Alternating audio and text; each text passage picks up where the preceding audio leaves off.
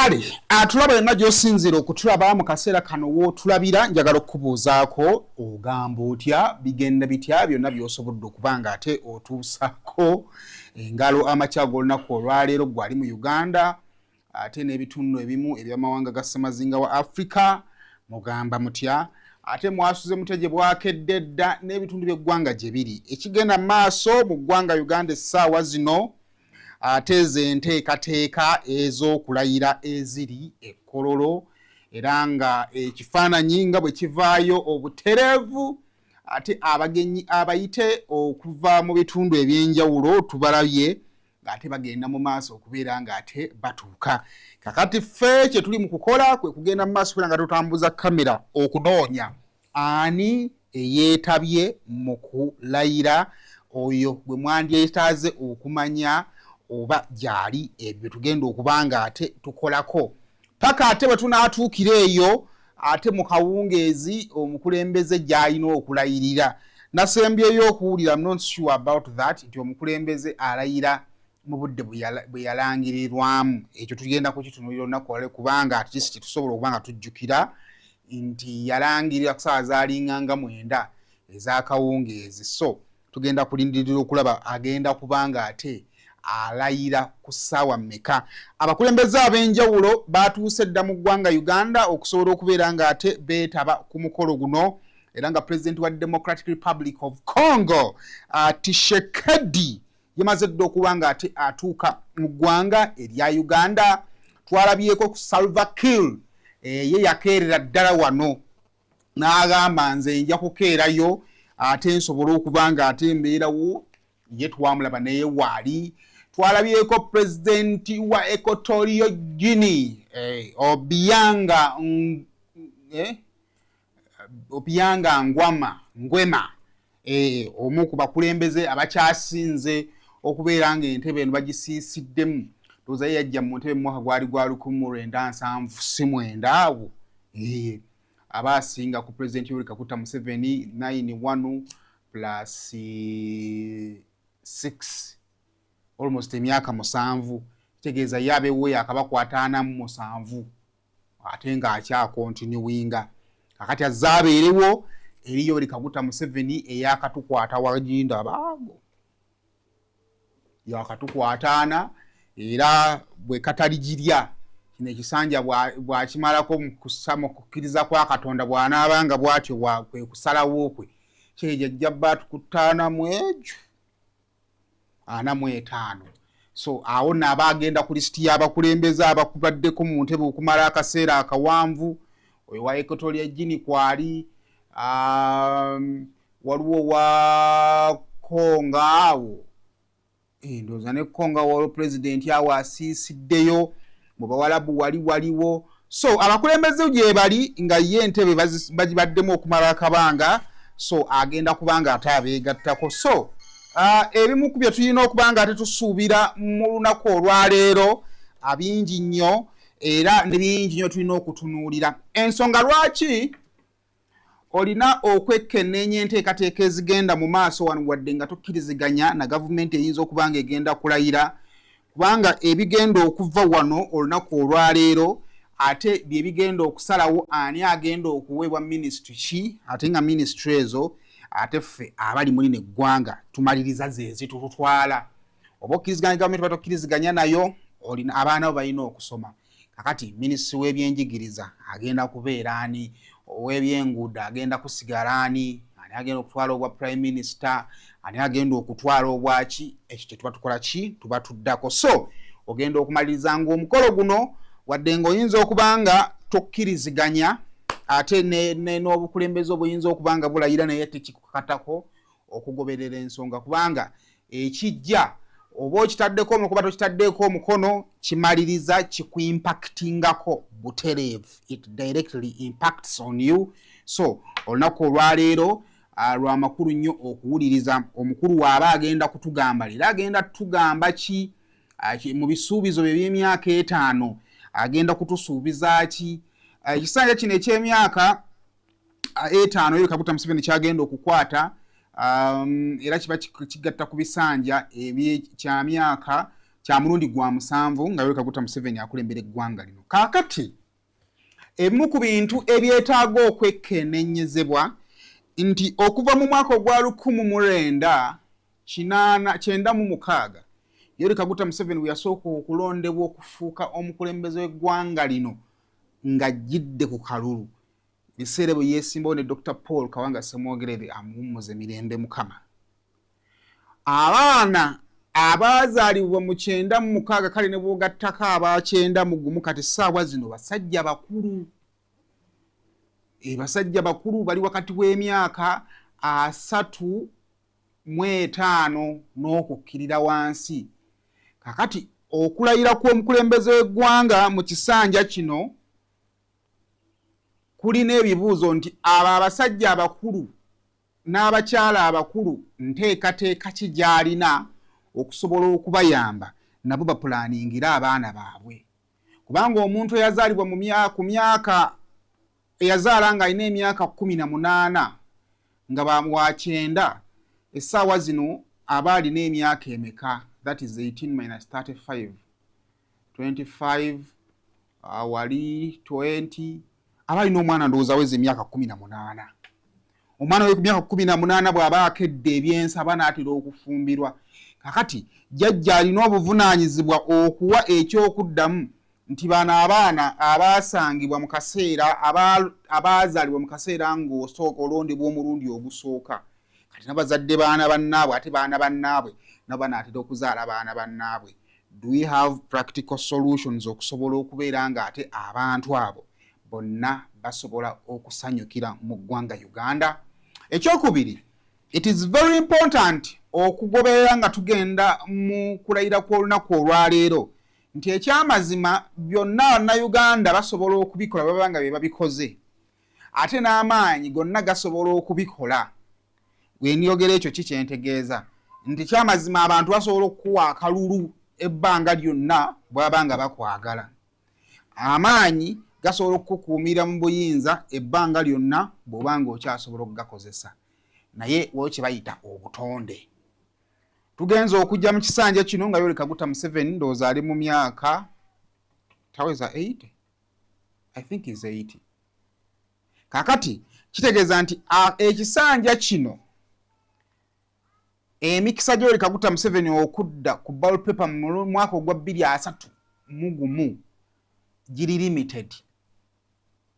Kitegeeza nti ng'amaze okulayira olunaku olwaleero ebimu ku Munnayuganda bye yandyetaaze okuwulira bwe tuba tukomawo Kololo mu mwaka ogwa 2031 tukomawo ku ddiiru ki? Are we still coming back nga gwaliwo waliwo pulaani yonna enteeketeeka obulungi at least eya transition from one president to another?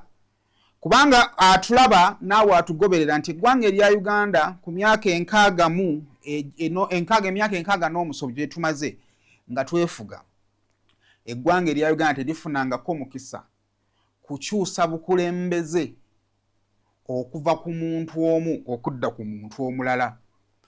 Omukisa gwe tufunye tufyusizza bukulembeze okuva mu gavumenti emu okudda mu gavumenti endala.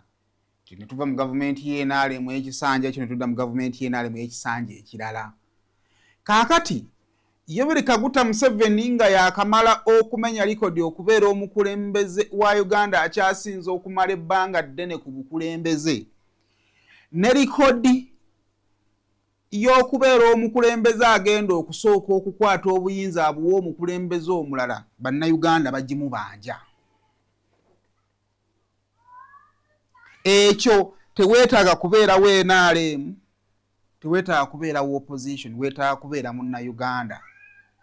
Nti okumala emyaka 40 ebitundu ebisinga obunene mu ggwanga Uganda, the biggest part of Uganda, Bannayuganda babadde balaba ku mirembe, unlike bwe kyali emabegako nti bw'otunula mu myaka 40 ojja kunoonya obutabanguko ojja busanga mu mambuka ga Uganda, onaanoonya obutabanguko ojja busanga mu bitundu eby'ekasese sides eyo ku border ya Uganda ne Congo, ojja busanga mu areas entono ate nga n'obutabanguko obusinga bubadde nga busootinga mu kaseera akatono ddala ndowooza olutalo lwasinga okubeera oluwanvu lwali mu mambuka. Ate bwe kijja wano mu Central Uganda mu Buganda kiyinza okuba kuva twava mu lutalo lwa 1986 kiyinza okuba nga Buganda ebadde greatly peaceful. Kaakati mu mbeera efaanaganako bw'etyo emboozi eyo eyatwaleeta emirembe oluvannyuma lw'okulayirako olunaku olwaleero munnayuganda yandyetaaze okuwulira ku execution plan emirembe egyo gigenda kusigalawo gitya. Abantu basigale nga beebaka ku tulo nga bwe beebaka, abantu basigale nga basobola okutambula nga bwe batambula, ebirala bisobola tuyinza okugamba nti kale ebirala bisobola okutereera mpola mpola, but continuity y'emirembe eyo eri very important. So olunaku olwaleero lwaki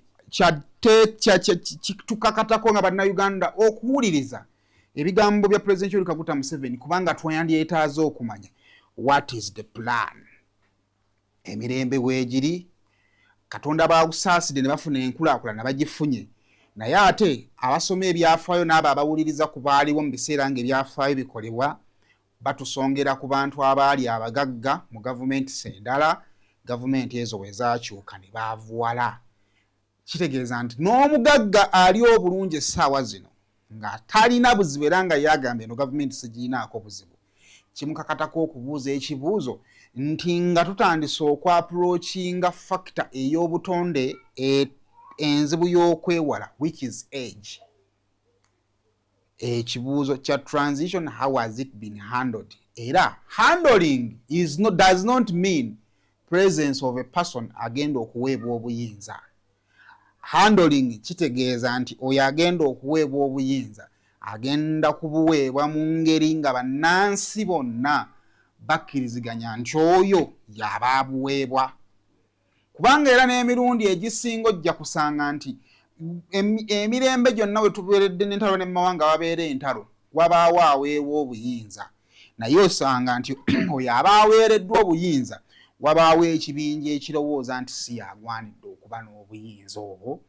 Tugenda omumaliriza ng'obubinja bukoleddwa, olubinja obwo bwe bukolebwa okukkakananga amawanga gagenze mu ntalo. So ebyo byebimu byebifaananyi ebinene bye tulina okubeera nga ate tutunuulira olunaku olwaleero. Kuno kulayira nakwo kugenda kuba kwanjawuloko olwa nsonga nti nno kwe kulayira okugenda okusookera ddala nga General Muhoozi Kainerugaba ye CDF. Kwe kulayira okugenda okusookera ddala nga General Muhoozi Kainerugaba ye CDF era nga kusinziira mu bifaananyi bye mbadde ngenda mu maaso okubeera nga ate nfuna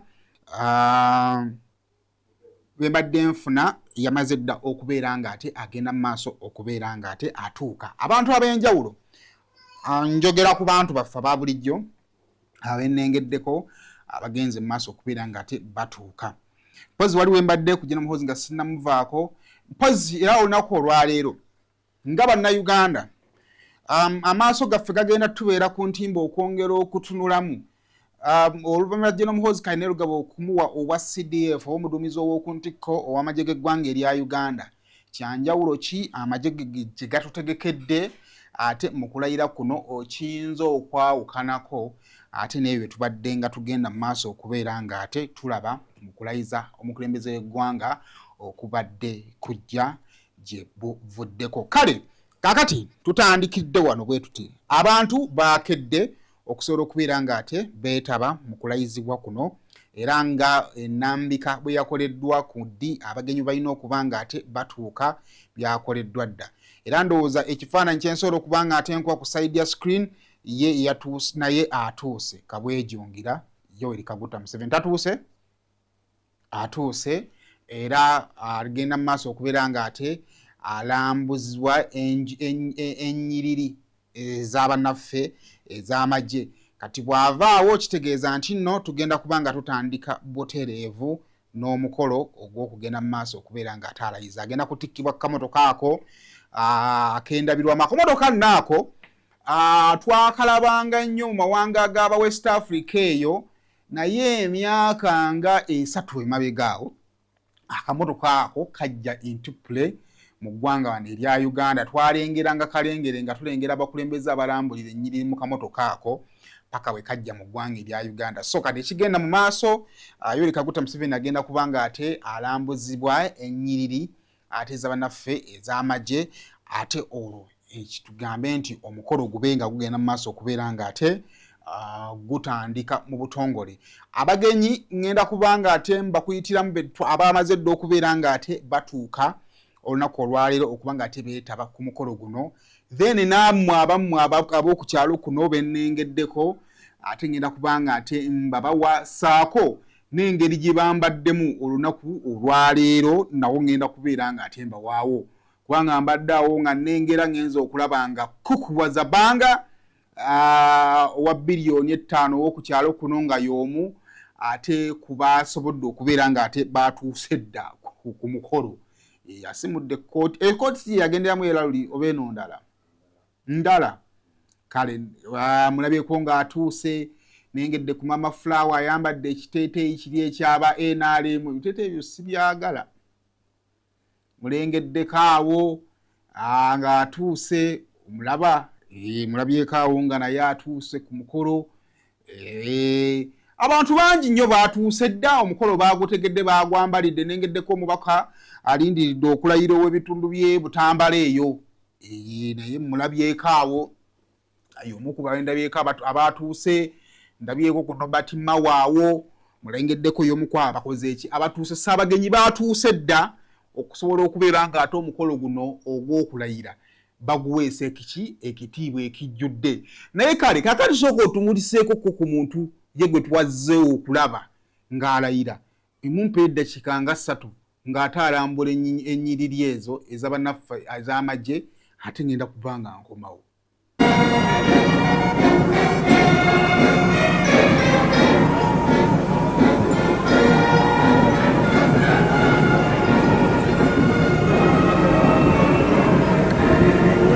Your Excellencies, distinguished guests, ladies and gentlemen, what you see before you is the modern, professional, and combat-ready and experienced elements of Uganda's armed forces, led by the UPDF.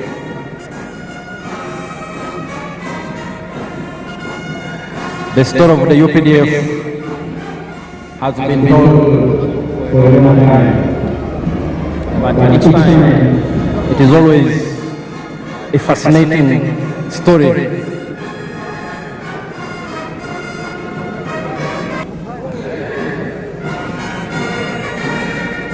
The Uganda People's Defense Forces traces its humble beginnings to the National Resistance Army, a small guerrilla force that launched a people's protracted struggle in February 1981 after the rigged general elections in 1980. NRA was birthed on February 6, 1981 under the leadership of then guerrilla and general of the resistance, Yoweri Kaguta Museveni. It was a tiny group of fighters, 42 in number, 27 of them armed, when they attacked Kabamba military barracks in Mubende district, marking the start of the 5-year bush war under the then military dictatorship of Milton Obote. The NRA, now UPDF, has since moved full cycle. They have evolved over time, and they are now a powerful armed force that has not only secured peace and security in the country, but has also contributed to peace and stabilization operations within our region. Therefore, we salute His Excellency the President and Commander-in-Chief for his visionary leadership over the years that has transformed a small guerrilla force into a powerful national army that is the Uganda People's Defense Forces.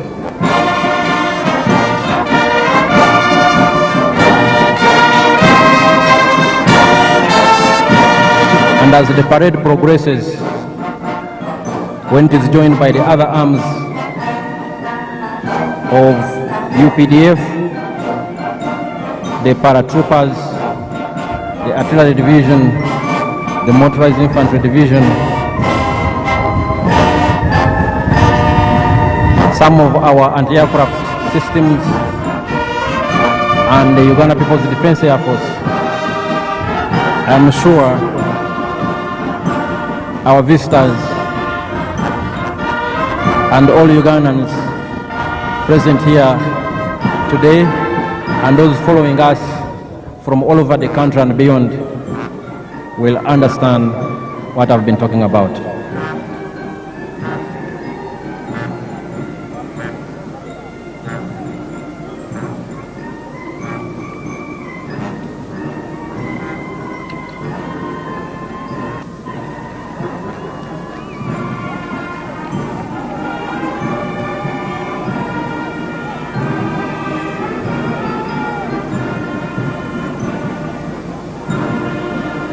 His Excellency the President and Commander-in-Chief, General Yoweri Kaguta Museveni,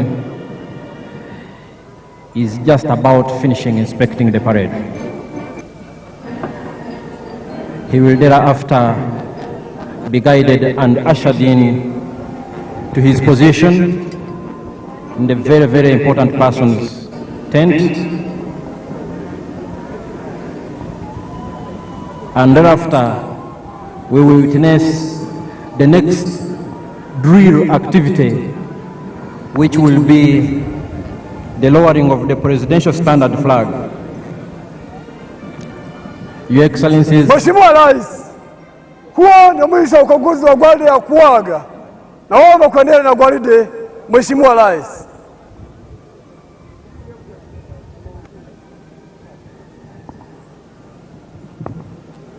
the parade commander has requested for permission from His Excellency the President and the Commander-in-Chief to proceed with the parade.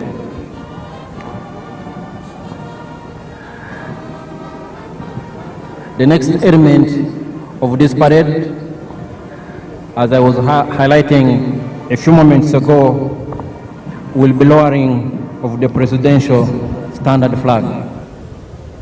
Ladies and gentlemen, the lowering of the presidential standard flag will imply that the current term of office of the NRM administration from 2021 to 2026 will have come to an end.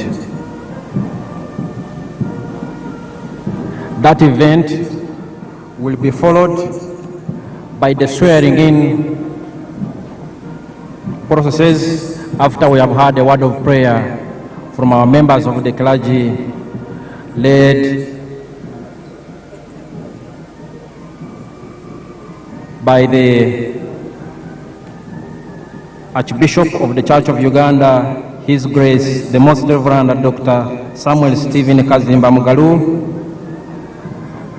and His Eminence, Sheikh Shaban Ramadan Mubaje, the Mufti of Uganda.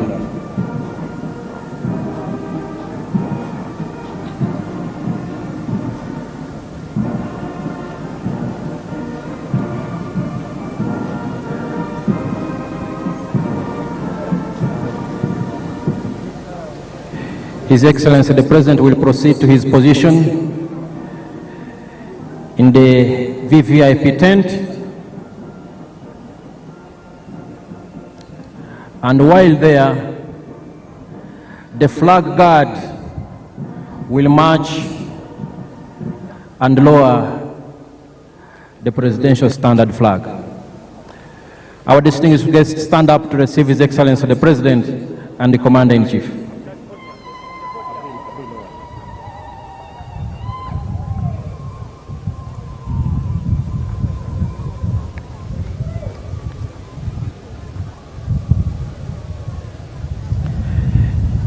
His Excellency the President is greeting his special guests, visiting heads of state and government from the East African region and beyond, and all our friends in the world who have come here.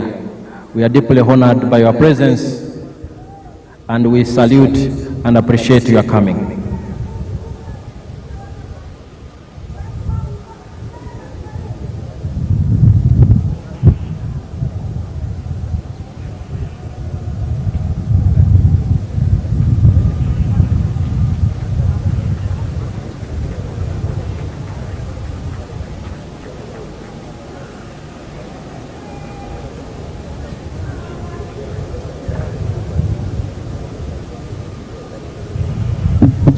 His Excellency the President and the Commander-in-Chief is having a small tete-a-tete with our visiting dignitaries, heads of state and government.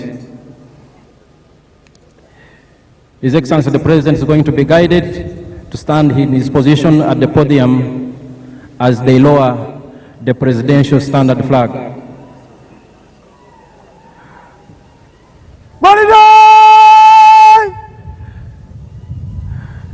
Parade Commander, His Excellency the President, is saying hello to his visiting guests.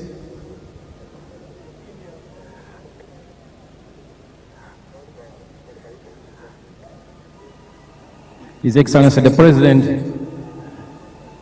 and the Commander-in-Chief, the President-elect, is still having a small tete-a-tete with our very distinguished visitors, heads of state and government, and other international delegations from all countries around the world. We are honored and deeply appreciate the presence of all those who have traveled from far and wide to join Ugandans and His Excellency the President-elect as he is sworn in for another historic term of office from 2026 to 2031. Ugandans have expressed their confidence in His Excellency's visionary leadership, and they granted him another popular mandate. His Excellency the President will take his position and remain standing as we lower the presidential standard flag. Parade Commander.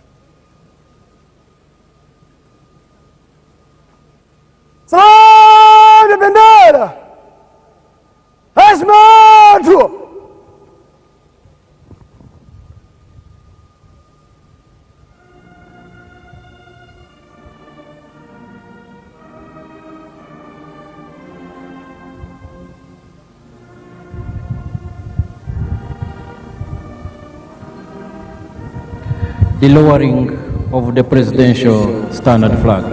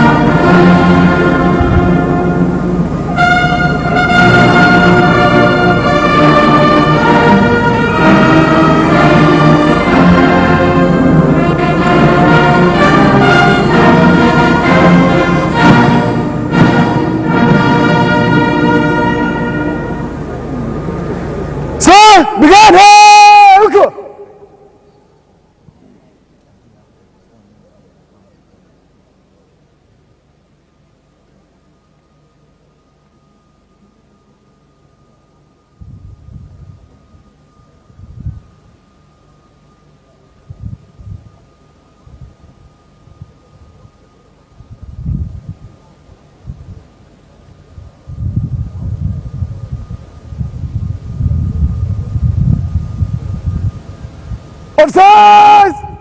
Jump!